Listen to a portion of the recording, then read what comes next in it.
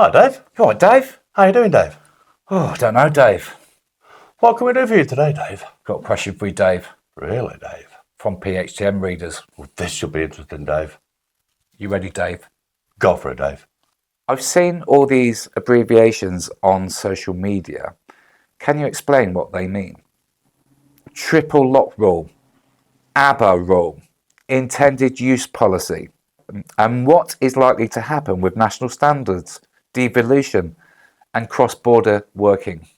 The ABBA rule is if you're licensed by Council A and you're doing a trip to District B, you can only do trips that start from your licensed districts and end outside, or start outside your licensed districts to return into your licensed district.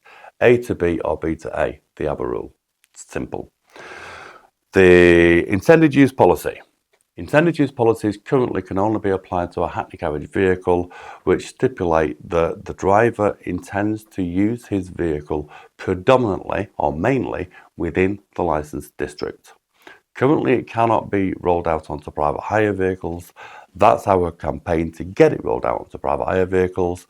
That would pretty much resolve the cross-border hire working because it would reinforce other acts of legislation as well.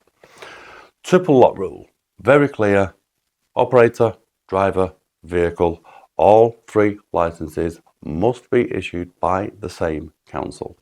To spell that out a little bit, you cannot have a Manchester operator using an Oldham vehicle being driven by a Wolverhampton licensed driver. None of those match. That's illegal. Manchester equals Manchester equals Manchester. Wolverhampton equals Wolverhampton equals Wolverhampton, and so on. Triple lock rule.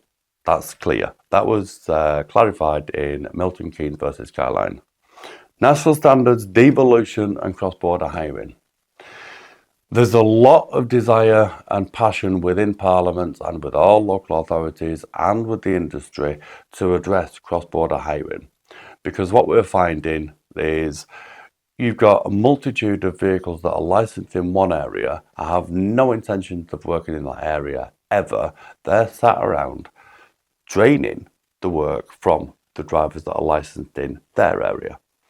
Now, there is an argument that says that those drivers are local drivers anyway, they're just remotely licensed. Fine, get locally licensed.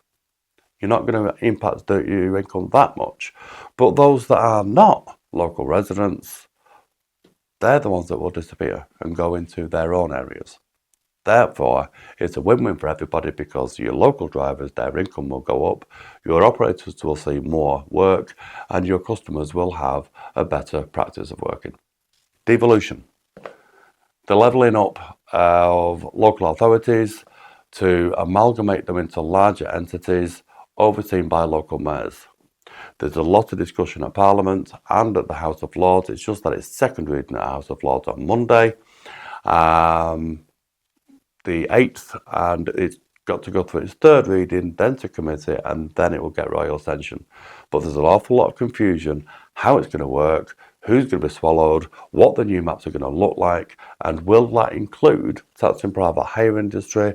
Will it include national standards, same colour vehicle, same age of vehicle, same conditions for drivers? We don't know what that's going to be. So the biggest answer on that one, the only answer I can give, is watch this space. Let's see how that develops. Well, Dave, I would have thought that was an obvious answer. Sometimes people miss the obvious because they're too busy overthinking things. Like and share, like and share, like and share.